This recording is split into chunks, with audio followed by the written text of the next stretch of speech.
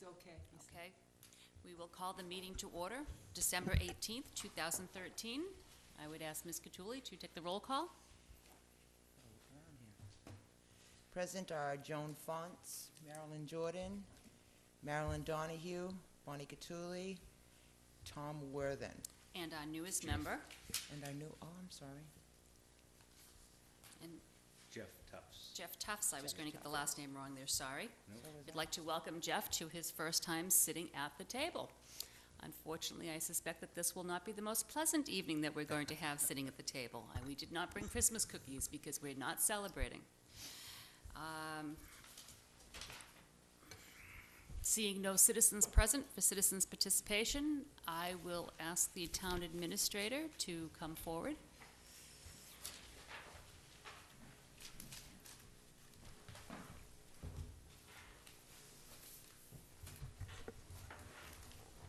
Good evening. Good evening. All right, well, the first update is we set our tax rate this morning. The tax rate is $10.77 per thousand of assessed dollars, or assessed value. Just, excuse me, what was it last year? It was $10.47.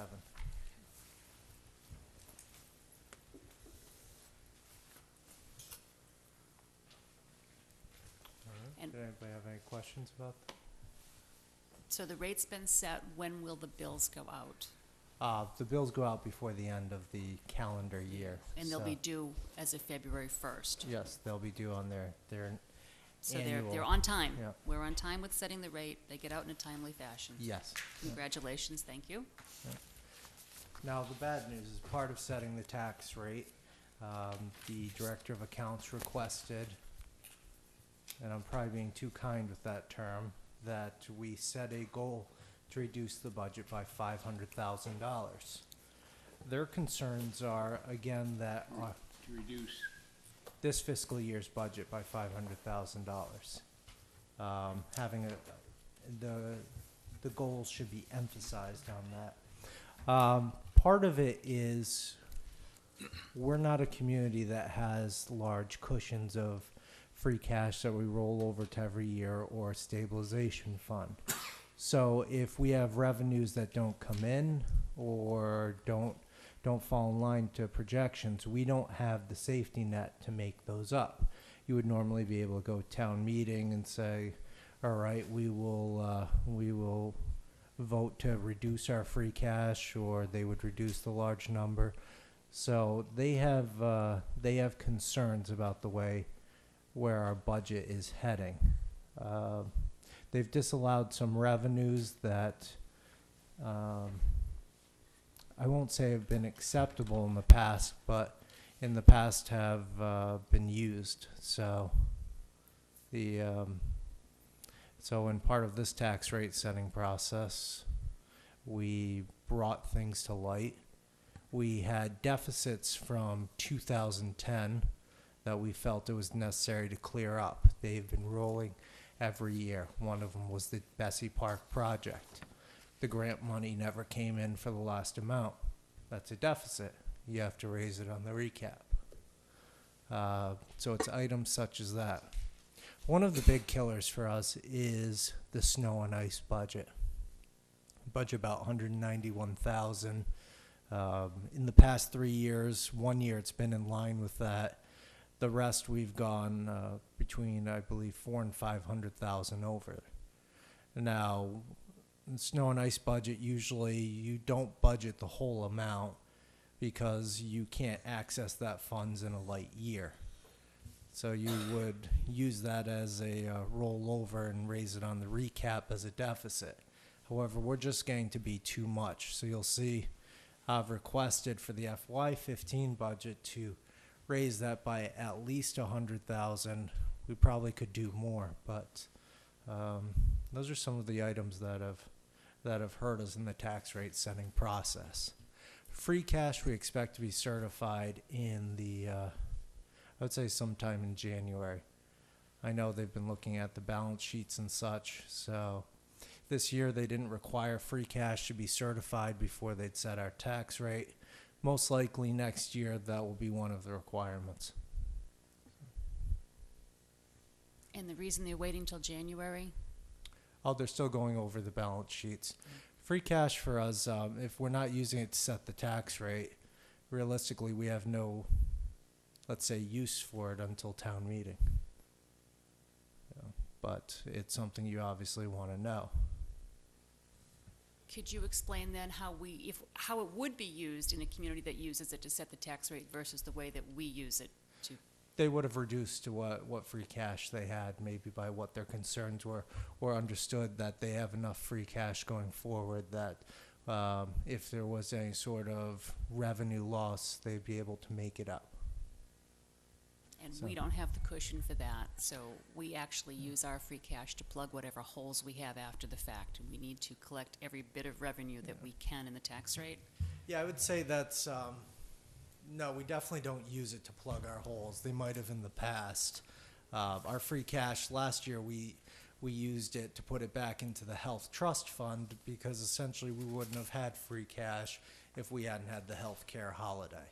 So that was the prudent measure, which the DOR appreciated, even though it reduced our balance sheets by 1.2 million, because we moved 1.2 million out of essentially the general fund balances into our health trust account. So, but normally what you would do with free cash in other towns will let it roll over. We've got it established now where we'd want to transfer at least 50% or a minimum of 150,000 to the stabilization, and then use some of that for capital items. We don't budget for capital items. We don't have the revenue to do so. However, one of the other methods that you should be doing is allowing a certain amount of free cash to roll over, so that you have, in other communities it's millions, but so that you have that cushion, that buffer that you need. We're often like a starving person that falls upon a sudden food source and eats it all up at once, and that's what we do. It's ironic with the weight I've put on to use that analogy, but we have a tendency to use up all our revenues, and as soon as we see a new one, the question is, great, how are we going to spend that? Where are we going to put it? I heard about the on-set parking kiosk. Well, that can buy this, and that. And we fail to recognize, well, the pier's going to cost us several $1 million to repair. And it's got metal facings on it, which have a tendency to rust in salt water. So we have no money set aside to fix that, and we lose a major revenue source and the availability for visitors to come to onset. So I like that we'll be taking longer to try and figure out how to spend revenues or how to keep them in the best way for the future. Are there any questions or comments? Marilyn? Yeah, I think this is on. You said we use our free cash instead of putting it in a stabilization fund or holding it over. And is there a way that we can put an article on the budget? I know the DOR keeps saying that we should put 3% of our total revenues into a stabilization fund. And we haven't done that. I mean, basically, that's a savings account for the town. So is there a way that we could start doing that, whether it be an article at town meeting, and say, okay, we will, from this point forward, put 3% of our total revenues in a stabilization fund, not to be touched. It goes to capital improvements. It goes for emergencies or whatever. And then we reduce our bond rating, and we have a savings account like these other cities and towns. Well, I could respond to that, because actually what we have now is we have a policy. It's very cumbersome and difficult to create a statute like that at town meeting. And it really would effectively tie the hands of the administration and how they can use money. Now, we've been fighting as a committee to get stabilization money in there. And we now do have a policy in place that the free cash will roll over into that. And I would certainly hope that future finance committees and future Board of Selectmen working with the town administrator, will continue to fund that account to the best of their ability, but it's been a very tight squeeze, and as we go through the budget this year, I think you'll see where the money, if we were committed to putting 3% of our revenues into stabilization, we would be in a world of hurt. We would not be able to fund programs that we need to fund. We're having cookies tonight. Well, but the point is, it's gotta start somewhere. And we've made a start by continuing, I think that we have put money into stabilization every year recently. Yeah, this fiscal year was the first one that we weren't able to in order to balance the budget, and part of that's why we set up the policy and brought it forward to the Board of Selectmen to have them vote on it, that minimum of 150,000 or half of the free cash gets transferred into the stabilization fund. How that gets transferred is we would need an article at the town meeting to make that transfer. What I think you're requesting is that 3% of our revenues every year, so approximately $1.5 million, gets taken out of the. Well, it doesn't necessarily have to be 3%. It could be 1, Yeah. it could be 2%, but we need to start somewhere because a policy is just that, a policy. It does not have to be adhered to. So if some group of selectmen say, oh, we don't have the money for that, I want to buy a Range Rover, then we don't get that money. Yeah,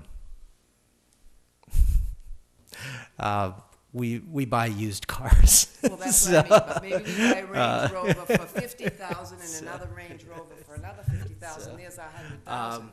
we Because do it have- seems to me that every nickel that we get, before we even get it, we spend it. Yeah, that's one of the things we've been stopping. So I think, like I said, the parking kiosk, we've reinvested in the program using those funds to buy more kiosks. And then from there, you start building up the fund. I've already been approached to put lifeguards with that, to add trash back to, I mean, there's, people have to realize that new revenue sources are not necessarily meant to be spent. Exactly. Yeah. And they are being spent. Mr. Worthen? Just so that I understand, what the Department of Revenue wants you to, we spend about $5 million a month, that's our run rate. They want us to save $500,000 over the next 7 months. That's a fair statement. Having a goal of saving or reducing expenditures by 500,000. Now, there's some spots that would be easy, which would be accounts that are obviously running in the positive. Unemployment is running very well. It's the first payment was 20,000. Subsequent payments were 11,000. So up until the November, which is down to about 8,000. So with that account, we know that we roughly, the way it's trending, unless there was a large layoff, we would have approximately 100,000 left in that account. And that's $100,000 worth of savings. Now, I sent out to my department heads that all spending that isn't contractual. In other words, we can't stop contractual spending. You'll spend it. You'll pay for it no matter what. But any of the rest of the money is going to be frozen. They have to now bring that before me to sign off, and it sounds crazy, but it's last year we had to do it towards the end. But it's, if you need paper, no. If you need this, no. One of the bad things is what it does is you deplete everything that you have, and then the next year you have to go back and spend it to buy it right away. One of the interesting things is we don't know what we're going to have for free cash until those balance sheets are certified by the Department of Revenue. So we're now cutting roughly, or going for the goal of 500,000, and we could have 500,000 worth of free cash. Now the question is, why don't we know? Well, we have an idea. We've seen what our accounts, what they say, what the balance is at the end. But the Department of Revenue, again, can disallow certain things or not give you the credit for them. at the end of it because they don't feel that it's it's prudent, let's say. The money's not there? It can be there, and if it's if they don't feel comfortable with it being there. In other words, if they don't have enough faith in it or consider that there could be some sort of issue, they're not going to certify it, which makes sense to me. Why would you say that somebody has $100,000 where you say that maybe 50 of that is a discrepancy that could be a potential issue? And again, we are a town that we haven't proved ourselves over the years. We've run through accountants like people run through tissues. We've done it with administrators. So there's a constant turnover. So we're going to be held to not a higher standard, because we should be held to the highest, but we're going to be held to a tough standard. We're going to have to continuously prove ourselves until we prove that we are doing everything correctly. Do you have a sense of, with the $500,000 target, given the, what have we had, 5 months, 6 months, 5 months of 2014, or the fiscal year 14, are we on budget or? There's two budgets that I have concerns about. One of them is the street lighting accounts, but I want to take another look at it because I know that part of a grant paid for upgrades of the lights, and I want to make sure that that wasn't hit to the account as we're going towards it. We reduced the street light account roughly 2 years ago as part of balancing the budget. The account represents the electricity, but also the repairs and maintenance to the period lights. The period lights are very expensive. But in looking at the accounts, I can't tell you right now that we would have the $500,000 goal, because again, I'm looking from the town side of it. I can request that the school help on this, but I cannot force the school or anything like that. That is their budget. Those monies have been granted to them through town meeting. Once they're in that pot, that is the schools. They're only the school committee and their staff can do anything with that. So, or town meeting, of course, but. Or the selectmen can say, do they have any sway? No. But they could obviously speak with them, but they have no authority to make changes to their budgets. I'm assuming they're aware that what our goal is going to be, or what the other half of the budget's goal is going to be. Yes, I'd spoken to the superintendent, let her know what was going on. Obviously, with the school being such a large portion of the budget, it's incumbent to have good communication with them. Any other questions or comments? I have a question of how are you proceeding with the DOR now? How frequently are you in communication with them? What's the next step? The next step right now we had been in communication today, and I spoke to the director of accounts. He let me know that they were certifying the tax rate. Also, later on in the day, they'd certified the district tax rates. They will be going over the balance sheets. Because our field rep and accountant are working through the balance sheets and they're not necessarily agreeing on items, what we've requested is to have an independent person to come in, or a company, if you will, to work on the balance sheets and certify in their opinion what is correct. So again, we don't have I'm trying to think about, I would say juice if I was with my friends or such, but we haven't built up the confidence of the DOR where they will just take our numbers, We don't have a track record. yeah. So in February, I've requested that our field rep and his supervisor come down to go over everything, do almost what I would call an after-action report, also in getting ready for next year's tax rate. it's the items that we do now that are going to affect next year's tax rate. So that's obviously my goal, to have them down. They are putting it in their request. They have a budget as well, but I think we will get the services of them coming down. The balance sheets are being worked on, and I expect that the DOR is going to be going back and forth. We're using Powers and Sullivan to do the independent opinion, as they are auditors, and again, they can do an independent determination of what they feel is right.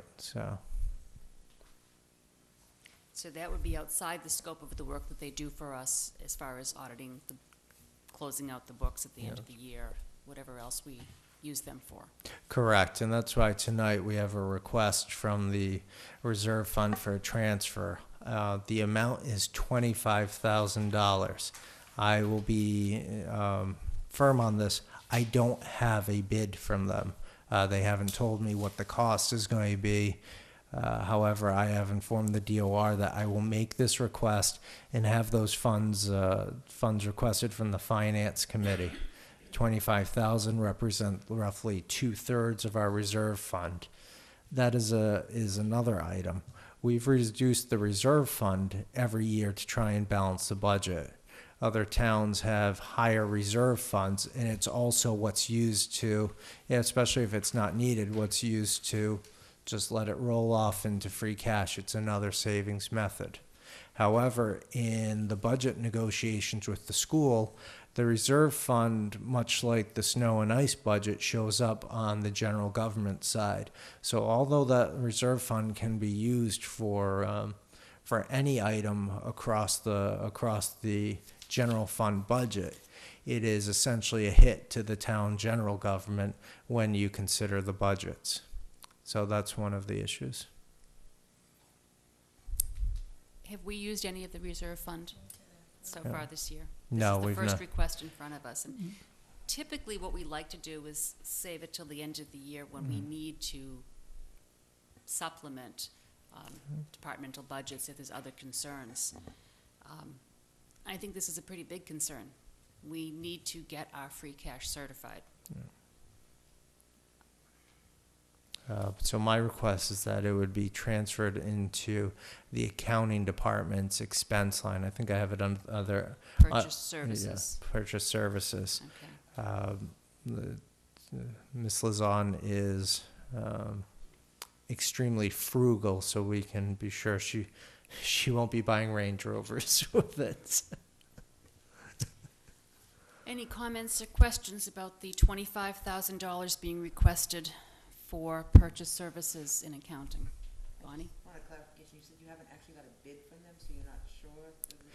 No, I don't have the cost for it. So again, if it doesn't cost that much, we can always go back from town meeting, have the transfer back.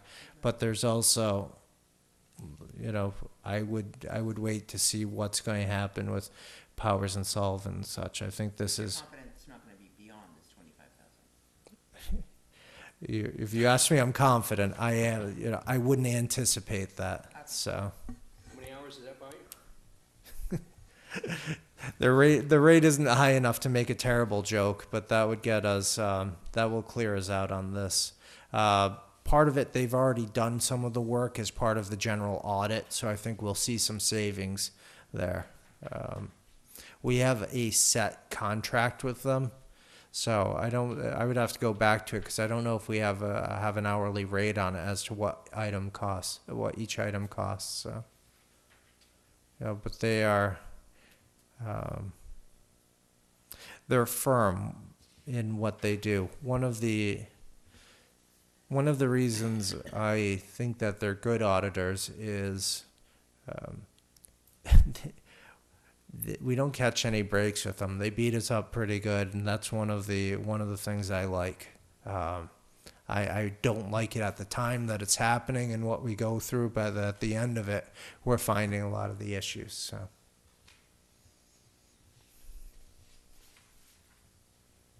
Mrs. Jordan, did you have a question? Not on this, no. Okay. Entertain a motion? I would entertain a motion. I move we approve the, I'm sorry.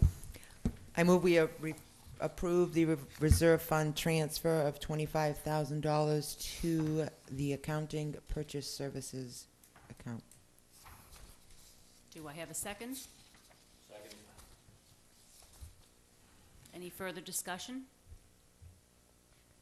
I will call for a vote. All those in favor? Aye. Opposed? Abstain? Thank you very much. The motion is passed. You have your $25,000. Spend it wisely and get our free cash certified, please.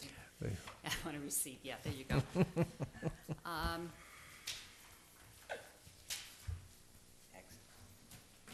Next, you have given us a pile of papers that say draft FY15 budget. Yeah, the first item I'd like to go to, if you see there's a, they should have a paper clip around them, and it's this, the draft detail expenses. We'll put the budget books together, but one of the issues that we have is I want the documents to start speaking to one another. So I recreated this so that any of the changes done in here is automatically reflected on the budget document, instead of constantly taking it from one and just literally keying it in. That's a nightmare. We do have the other format that you're used to seeing with some of the other fiscal years in there for the expenses, and that's what we can put in the budget book. But I thought, and it's probably sometimes I enjoy making things harder for myself, but I thought this was an interesting format. And one of the first things you'll see on the front page was you'll have the department FY15 general fund, so the general fund budget. The FY15 other fund means it could be paid by grant. The water pollution control facility employees are obviously paid out of their enterprise fund, and the EMS are paid out of their offset receipt account. Then the next item you'll see is general fund full-time equivalent.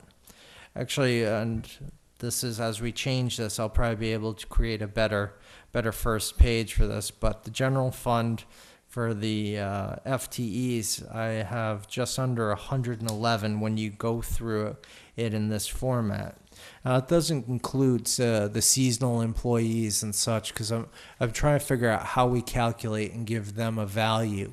But I think the most important is the full-time equivalent, because we know that they would have the benefits associated with them. You'll also see EMS has 9, and the WPCF has 16.2. If you turn to the second page, so you see the setup, you'll see, and this is something that I really want to work on getting to the town meeting in a manageable format as well, so that they can see what's a part of a department. We used to just have a salary line and expenses. Well, when we're voting that'll be the same, but I would like for the residents of the town to have a little bit more to see in these. So that's one of the goals. But you'll see you have the two departmental assistants, and then what the supplies are. So as you go on to each one, if you go to page 3, you would see the personnel line for the town administrator. That's 1 FTE, the administrative assistant, 1 FTE, departmental assistant, part-time, 32 hours. And in their union, the work week is 37.5 hours, so the value would be 0.853. So this would be something that I know that I'm a member had requested the organizational chart, and I think that this would be something that helps as well, so that you're seeing what each department's made up of, because our org chart doesn't have as many flows going out to it. It would simply say officers or something like that. So This is good. It'd be great if you had all of the employees on one piece of paper, okay. so you could see all the towns. So that'd be interesting. Yeah, to create single lines for each one, have a single. Each department. Yeah. Okay. I just make a comment on that. I really like, I like this in that it's more concise, and we usually have like 3 pages that contain all of this. And what we normally get, we actually get names of employees, and personally, I don't think that should be public knowledge. Yeah. But this, when we follow through that with this kind of thing, when you're talking about letting the public see it, okay? You know, when you get into budget discussions of where you're gonna cut and what you're gonna do, that they can really see, this is a person. This isn't just a job, okay? When you break it down and you say you're gonna reduce, you know, X amount from a salary line on a particular department, it's not just a percentage, it's a job, all right? And where we're gonna be able to see that, when we follow through with this, I think this format's gonna work out really well, and it should be, the public should see it, that this means a job, not just a percentage. When people talk about, well, it should be simple, can't you just cut, 3% from every department? You can't. That's not realistic. This is real. Thank you. So I think this would be something interesting for the finance committee to go through, obviously. When we have our all-day budget hearings, we go line by line with each department, having the department heads explain.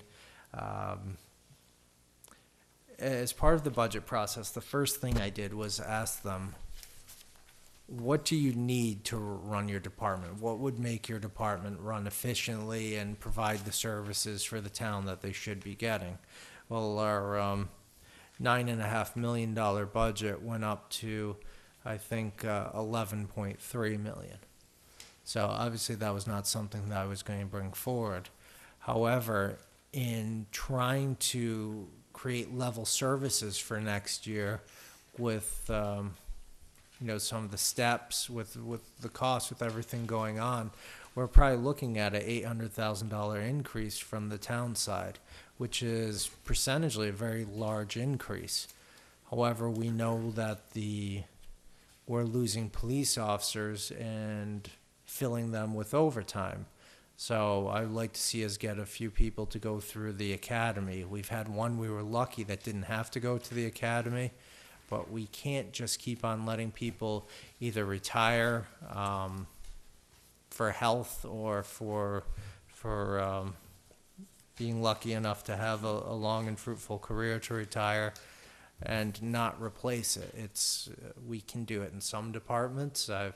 There's you can spread the work around. Eventually, you essentially destroy those departments because you've made an inefficient department because everybody's doing everybody else's work. But something like the police department's different because those shifts have to be filled, and they're filled with overtime. So we need to start really considering with the way we've been cutting the cuts we've made, is it the best use of dollars in the town? I look at it, the inspectional services department has a $400,000 budget and probably brings in $600,000. And we've got part-timers in there. We don't have enough clerical staff where they're shutting the windows when people are on inspections and that person's going to lunch or something. We've got to start figuring out, are we losing revenues by what we've cut? So it's when we're going to have the all-day budget hearings, I've requested that each department bring forward what they bring in revenues. So, obviously the collector's office is the big winner on that with the taxes, but some of the other ones with what they charge in fees and such, the selectman's office through their liquor fees brings in, can bring in close to $100,000 in that more than covers the staffing in there. So it's, we need to really buckle down and look at and say, with what we're doing, is it wise? So, and this is a level service budget from the school department that I'd received is approximately $800,000 increase off of what we've already seen. we're looking, when you see it, when you go to the budget, to the back, I believe we're at approximately a $2.2 million deficit, 2.26. So, you know, as part of the charge, it's to provide a balanced budget. And I can't provide you a balanced budget that's realistic. I could go across and just cut everything and do it off of percentages, but that's an artificial budget. So I think this is the starting point that we have. And when you go through this, again, for the general government, this document, the detailed expenses and personnel is married to this document, so you'll be able to see what's going on. I've tried to put, if there's a new position, I've tried to put that in there. The town accountant position, we did away with a assistant town accountant. And we brought in some consultants through the expenses.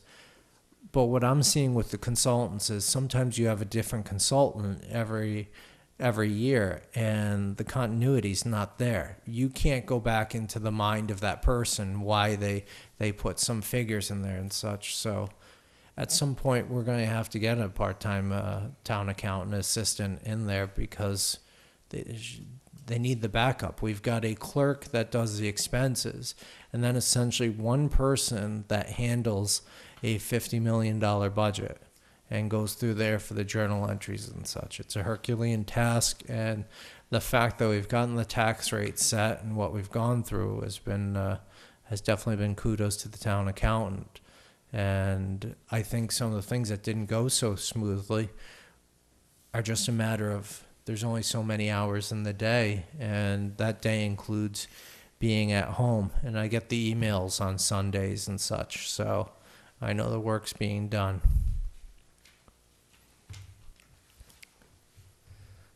So again, I don't think we would go through this line by line really right now. I think this is basically informational. This is a good place to start informationally so that we all can take time over our holidays. Joan? I just have a question. This is the draft of 2015. Yeah. But for comparisons, is it possible to have a column for 14 so that we could? You will have that with the other budget format. You couldn't have it with this. It will, this document, it just wouldn't work together. We have another one. If you look in your budget books there, that's the way it's laid out.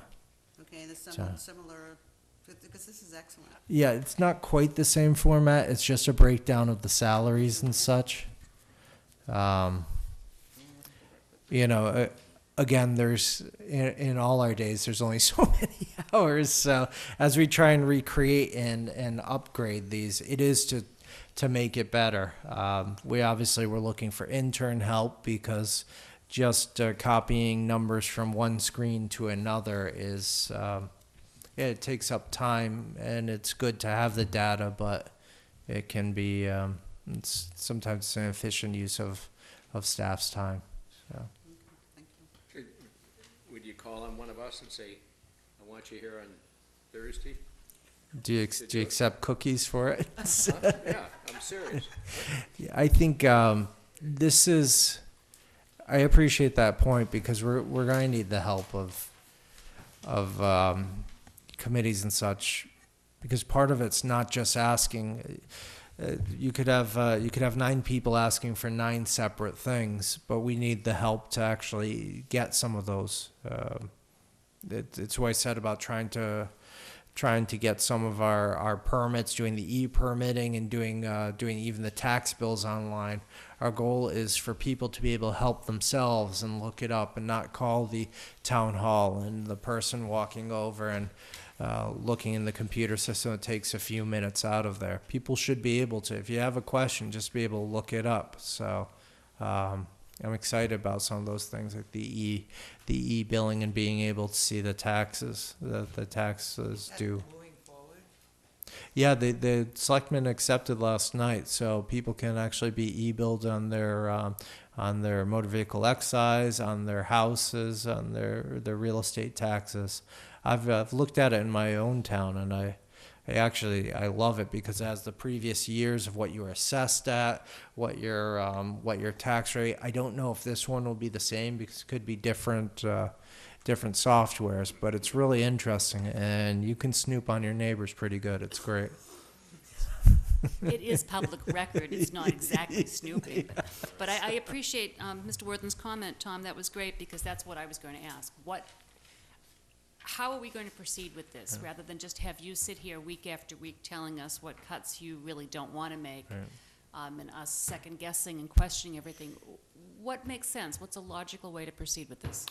I think what the next step is to have the all-day budget hearing, because I think hearing from the department heads and being able to really write the notes and hear what they're having to say about it, and then looking back at the budget is one of the first steps, because I do want to hear what other people see that makes sense or it doesn't make sense. So I'd like to schedule the all-day budget hearing. And again, we used to have it as the balanced budget and make all the cuts, but I just don't think that's realistic for this year, because this is, believe it or not, this is the pared down version of the first set of cuts from the town budget. So I'm sorry, I'm confused. So what we're looking at for the fiscal 15 requested funding is is fiscal 14 less the 500,000?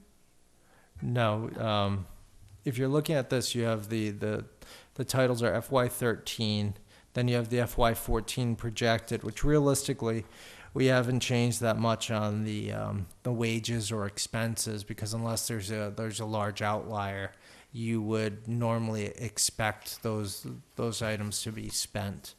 The FY15 requested funding, I should put it more in line with the town administrators, but the budgets from the departments are lower than what their ideal based budget is, what the truly needs would be, and this is trying to pare it down to a level serviced budget.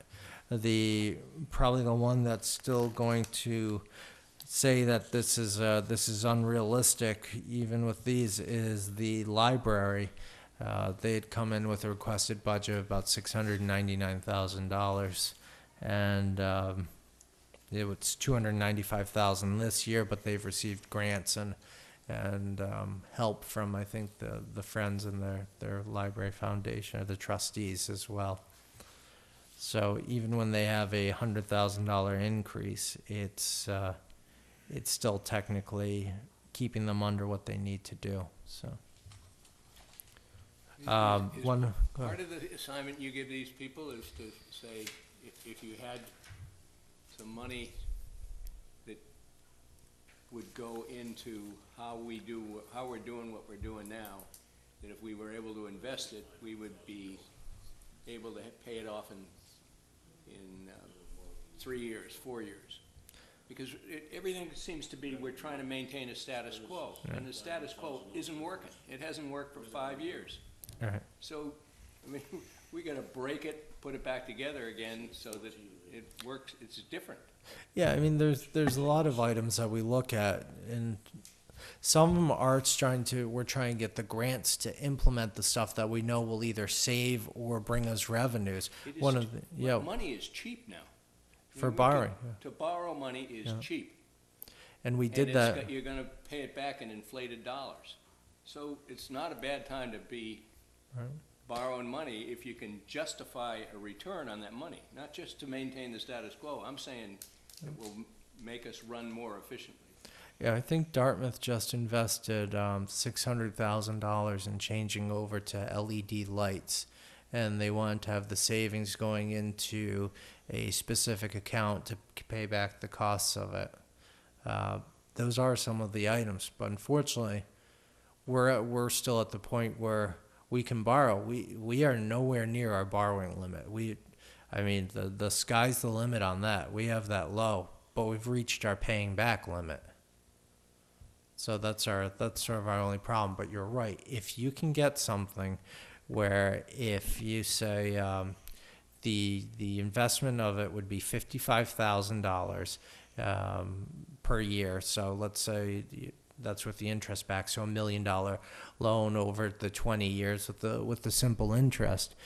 And you knew you would make back 50,000 every year. You'd have those savings or some sort of revenue. It's a no-brainer to cover it, especially if it's bringing services and making life better for the residents of this town.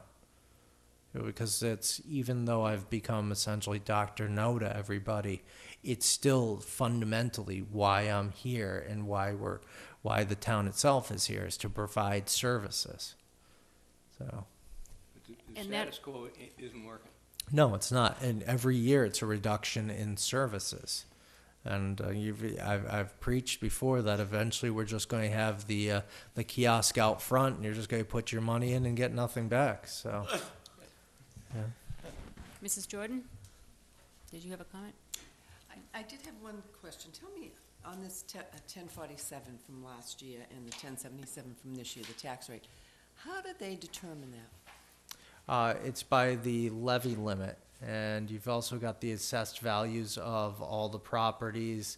Then you would, I should have the formula right off the tip of my tongue, but basically, like I said, you've got, when you have it, that 1077 is per thousand of every assessed value. So in other words, if your house is assessed at $100,000, you would be paying 100 times 1077. So that would be your tax rate, 1,077. Now you've got the commercial class, you've got the residential class, you've got the personal property, then you have the exemptions, which gives you your whole base of what the values are across the board. And actually, I should be able to spit out the formula for you right that, because it's fairly simple, but that's how it's created. So you would have what you have for an available budget off of that. So if you want, I can send you the whole I thing. think there are worksheets available, Yeah. actually, if you look on the DOR website for municipalities. There's the whole, it's part of the Yeah. handbook for finance committees, Right. but I learned it when I first came on board, and I Yeah. should be able to spit it out too. Yeah, you've got but- your tax levy base, and then you go through the whole item, and it's I allowance- guess it's the been a allowance heck for of a new- week yeah. when it's not coming out of my brain on it. It's, Get your allowance for your new growth. yeah. Well, that's Jeff, for sure. Jeff, Yeah. maybe more Yeah, recent. go ahead, Jeff. 'Cause He may remember it. No, I had a question on, we talked about mentioned individual budgets and what's cutting and what's not. What is the overall plan? What is maybe that's what we need to have in place. I mean, for instance, is the policy, no spending of one-time monies on reoccurring expenses, or, I get nervous, I get a little nervous with stabilization, because the moment that you have to cut something on town meeting floor, that's where it comes from. And, if you can't control the town meeting, that's what's gonna happen. So I'd rather have a capital budget that is 8% or 7% or something like that, and then leverage the money and force yourself to do a capital budget almost before I did the stabilization. But if you had a budget letter, Yeah. that you attach to this, what is the overriding principles that you're gonna flow with? For us, we don't have that. We do not have the revenues to budget capital. We don't have the revenues to set aside the funds for the stabilization, except for the free cash. We used to do 150,000 a year. I mean, it's effectively, we are on the bottom rung of Maslow's hierarchy of needs. We're searching for the safety and such. We can't even worry about the food or anything from there. So you're right, though. If we had it, what we should have is a set amount of dollars every year that should be going towards the capital budget. The meals tax revenue, that was supposed to go towards capital budget. However, it went through the legislature and everything. However, the capital items, we're just using that to pay down the debt on what we've purchased for capital items. We don't have anything for the police cruisers. We're going to purchase 3 new police cruisers. that's effectively nothing. If we can get the $100,000 in for leases built in the police budget for FY15, that will maybe get us 5 cruisers on a 3-year lease. That's at the end of 3 years, they're already junk. So we don't have realistically any sort of, we have a capital planning committee and a capital plan put together, but we don't have any sort of plan to fund it. The ambulance is the first thing we've been able to do. When we increase the ambulance fees, we've been able to, in the part of the offset, add $80,000 to purchase a new ambulance. Once that's built out, and if we can continue with that, you'll have to increase it, obviously, whatever the inflationary costs are. We will have a new ambulance every 3 years, and we'll able to maybe upgrade another one. That's one of the few items we've been able to do. But for the other items, for our roofs, for our maintenance of our buildings, for anything, we don't have the revenues to do it. The harbor master's office can do it through the harbor service permit fees and the waterways money. But again, those are items that can only be used for specific activities, such as they have. We couldn't use that to fix town hall, or to hire more police officers or anything. So, I think your point is one of the best ones. We should have the plan. We've got some of them all set forth, but we don't have the revenue plan to go with it. And we've come to the cutting point where it's, if you go down, you look through these lists, where do you cut to make it happen? So I guess, and the other question is, of the list of services and departments that we provide, by cutting, are we just making it a shell of itself that doesn't really function? My philosophy's always been that government only do the things that only government can do. If private industry can handle it and can do it, then that's where it should stand. But has there been a wholesale look at those? And I'm not coming in and saying that. I'm just maybe this is what we could do is look and see if we have to eliminate a department, or instead of having it, if that's not a role that this government should provide. Yeah, I think you're hitting the nail on the head. I don't know if it's always necessarily the role that the government should provide, but there's some that we're just cutting to where they can't function anymore. And are we just kidding ourselves that those should be open or serving people? And that's one of the hardest things, because usually those departments are usually the ones that are not. They're not purely the function of the day-to-day governmental activities that you need to. They're not the assessing or the collecting or anything that you need to run the government. But there's something that provides services to the community. So. And that's a conversation that we need to have with the Board of Selectmen, or needs to be had with that, because when you look at a budget that's as deficit as this one is, we shouldn't be asking what we can cut. We really should be starting at ground zero and saying, what do we absolutely need minimally to keep this town functioning? And then add things back in. And that's a really difficult proposition. To your point about the plan that we should have in place, we should have had that plan in place 10, 15, 20 years ago. People that sat on the finance committee, several people around town were well aware that we would be in this boat. The 5-year projections are sadly coming true. So it's not a surprise to people that looked at the numbers, but it just hadn't been done historically, so here we sit, trying to fight our way out, and it's going to be a difficult season.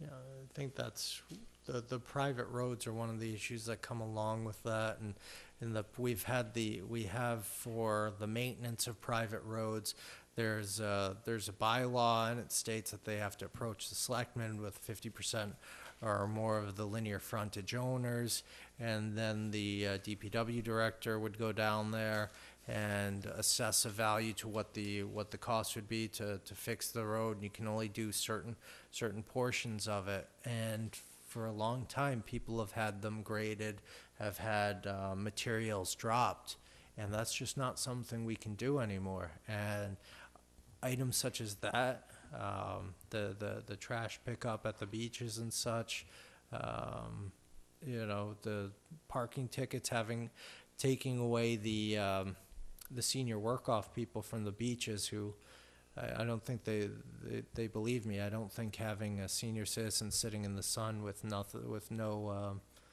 structure around them is a very smart idea or that our insurance company would like it. But we pulled them out because we can't have the people checking the stickers and such. I'd rather have the cruiser go through there and ticket people. It's makes more sense. But And what about snow and ice? We touched briefly on that earlier. What is the minimum requirement? If you wanted to, probably the estimate that a lot of communities would use is you would take the 3-year average of what you're looking at. I don't think we could. Oh, I'm sorry, I didn't mean finances. I meant actual work that needs to be done, the actual plowing. I understand it's a safety issue, but I'm also, people are concerned about liability. I don't actually know how much liability attaches to that. I've No, looked into actually, that. on private roads, and unless the town's accepted the Mass General Law, though through the derelict fee statute, the private road owner would own to the middle of the road. If somebody crashes, slips, or falls, they will be liable, not the town. So that's the burden on the private road owner. But I think what you're trying to get at, and this comes around a lot because, Dave Trudell's not here to say it, so Yeah. Juan's going to take over for him. Go ahead. you hear the gripes all the time of, I'm out and about and I've got the little old ladies and they want to get out and do what they want to do. And it's like, well, why isn't the road plowed? Why isn't there sand out there? Well, I think what Marilyn was getting at, what is there a criteria of, there has to be so many inches of road, that it's so many inches of snow, et cetera, before this goes out and that goes out and et cetera, et cetera, that I don't think the public understands is that you're not going to send plows and salt out every time you're going to get a snow flurry that might last a half an hour, okay? It might inconvenience somebody for a moment, but, what is the minimum that we're required to do and stay within our budget? Yeah, there's no way to stay within the budget. There's no minimum on. Probably the first thing we do is send the sanders out. That's one usually if you're going to have any of the freezing, probably not too, if they call for a little bit of snow, you want to have that ready because that's more important than actually getting the snow off the road, is getting that sand underneath anything that's And coming I think we've been first. doing a great job with that. That I will say that I realize if they treat the roads first, that may save on the plowing end of it.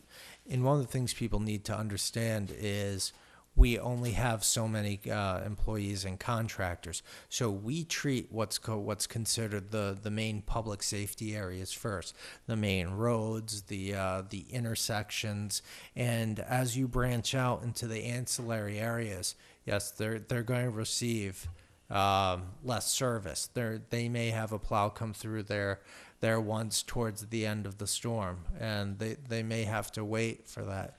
And it's like that in any community.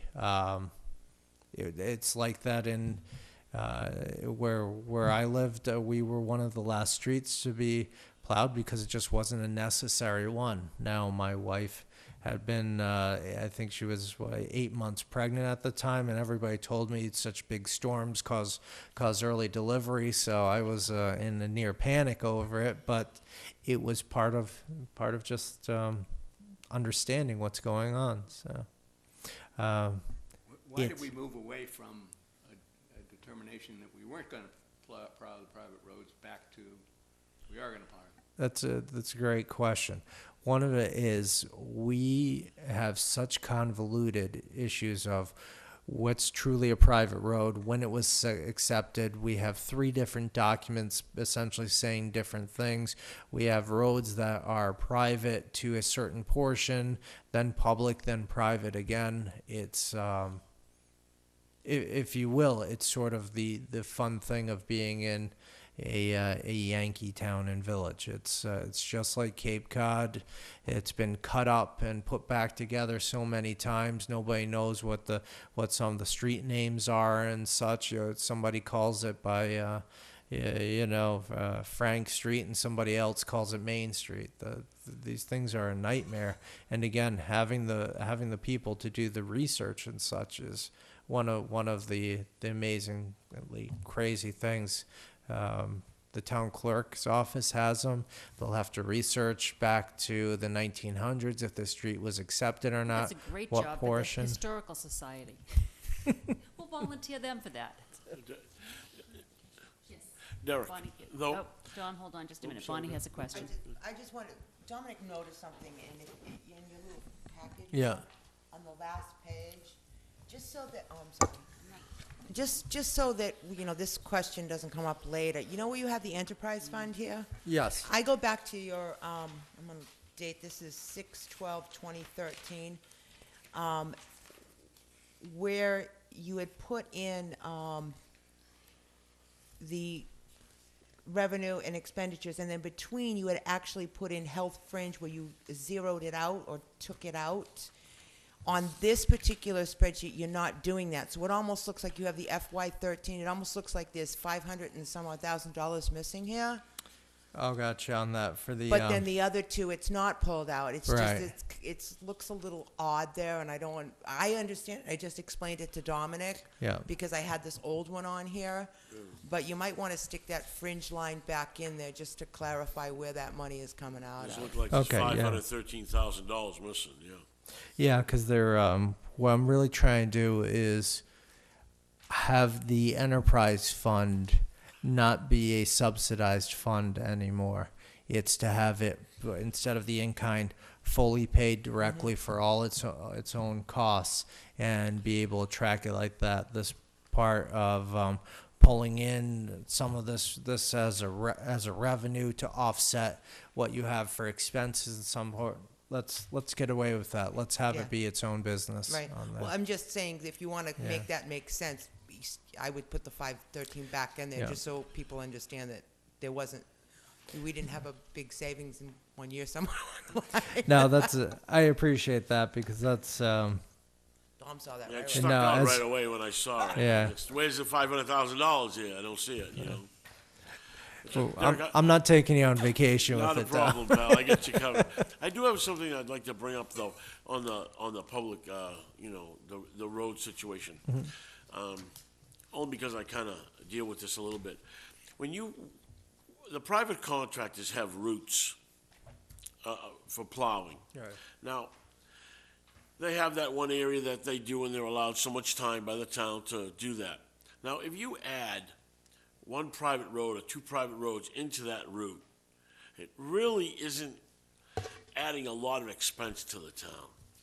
Because, you have a certain section that you give this private contractor to do it. Now, he's working that area for the 3 or 4 hours. If you're adding one or two small roads into that, he can still cover that area adequately, and really there's no extra expense. It means he doesn't go over one road twice, as he does it, only because I've done it I've plowed for the town. And it doesn't seem to be, you're not sending out a special truck to do a private road to do that. If that road is right in that same group of roads that the private contractor's plowing, I really don't see it as a really much of an added expense to the town. Just a personal insight because I've done it, So it doesn't seem to be that outrageous cost, is something I noted. Yeah, we've been plowing most of the private roads, anyways. Along the, we will end up picking up others because those that have either plowed through their homeowners association or other methodologies have literally shouted yippee and are jumping on board. So, when it comes down to it, one of the other things we're going to have to do is private roads, and it's not going to affect the ones that are new developments and such, but if you've seen the cart paths that some of our trucks are going down and such, I will tell you that's I'm going to bring forward and request of the selectmen policies like other towns have, 14-foot wide, 2-foot drivable shoulders, 14-foot clearance. We spent $20,000 last year on our own equipment, fixing it from branches, ripping away pieces of the trucks and such. It's, and everybody will say, well, why isn't the town going to do it? It's not the town's responsibility. So we will do it, but we will charge an assessment on it. So. Okay. And I think the rest of this discussion lies with the Board of Selectmen, the road commissioners. Just good for us to understand how you're going to run it. I would suggest that we take these budget numbers home and look through them. And when are you thinking that we would do the all-day budget hearing? Well, that's what I'd like to schedule with the finance committee. I know we usually do it during the workday, so it's some people have not been able to make it, but I would like to see at least a little after maybe mid-January on it, so we can get involved with it. I hate to ask this of people, but I think it's last year we didn't have too many people that could make it, but I think it's very important to hear directly from the department heads. And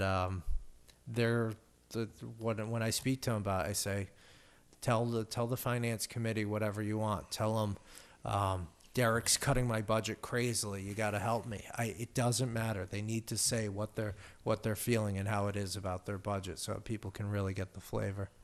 And I would like to say that last year I attended one of the days, or a good portion of it. The year before, I was privileged enough to be on medical leave, so I could sit through the whole thing.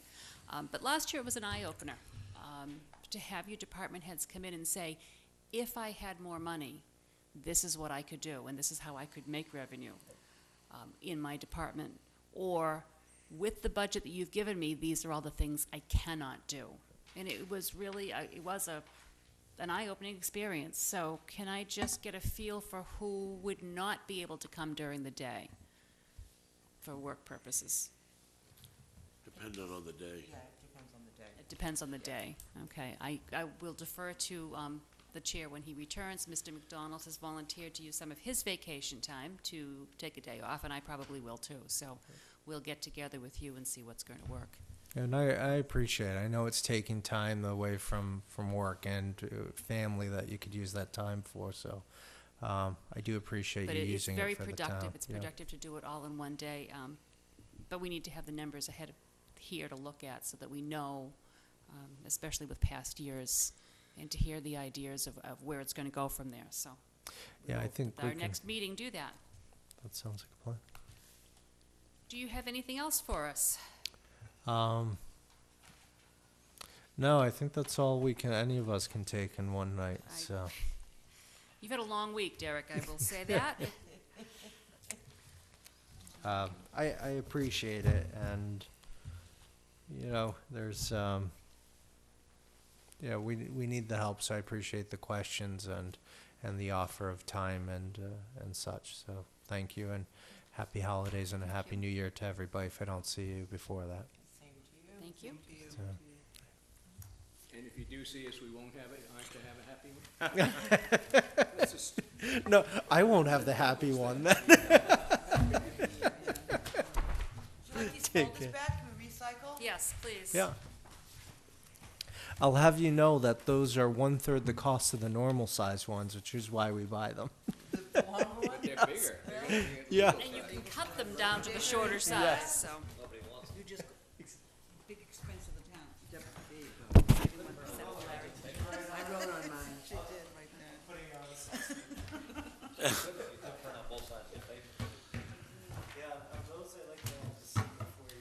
Yeah, 'cause we're gonna be able Instead of to. doing 5 of these, just Yeah, put it the up on other the screen. Huh? Okay, I'll do that. I think I have about 5 binders. You want me to bring it back to Kelly's office?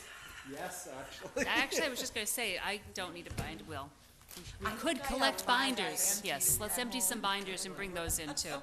That will save our budget, or Derek's gonna charge them to our line item budget. Yeah. How many years I've been here? I've worked with this. All right, thank you, Thank you Derek. very much. Do we have any other new business? Any liaison reports? I will entertain a motion to approve the meeting minutes from November 13th, 2013. Second.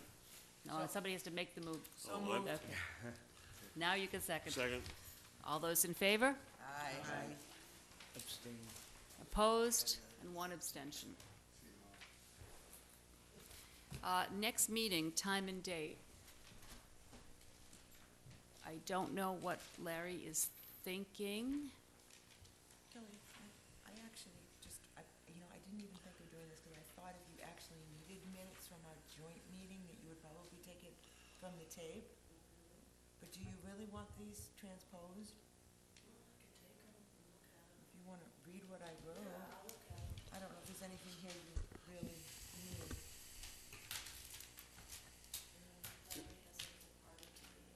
Is the school committee gonna have their meeting? I don't, You understand most of what I Budget, do you know, Marilyn? I don't know. Can't remember what the timing was last year. I'm not sure that we need to meet again until we have the budget hearings. I guess I would wait till Larry comes back and see what his thoughts are, what else we might have to do. I guess my thoughts, I would rather have a long, involved, roll up your hands and just do it meeting than a lot of short meetings to discuss things that we have no control over anyway. So I will defer to him. Mid-January, I think in past years, we've usually done a Thursday and a Friday, and they try to schedule the department heads coming in about a half hour apart. Some of them take longer than others. And then we can really question and answer. It's a fine line between getting involved in day-to-day and understanding what they do. We really can't talk about their budget unless we understand what their day-to-day operations are. And a lot of them had a pretty good handle on how they can improve their departments, but we don't have the money to let them do that. So I think it will be interesting for those of you who haven't sat through it before to hear that. So we'll get back on a date with that. And there's obviously no reason to meet until at least the second week of January, if there were going to be one. So I would say stay tuned to your email, and we will see if there will be a reason for a meeting then and what the agenda would be. Okay? Thank everyone for coming. I'm sorry I didn't bake cookies. My oven decided to die the day before Thanksgiving. 2 pies in a casserole and no oven. And it just got put in last night, and hopefully I'll go home tonight and have it work. So, that's my plan. I will entertain a motion to adjourn. Motion to adjourn. Second. All those in favor? Aye. Aye. Opposed? Abstain? Thank you very much. Yep.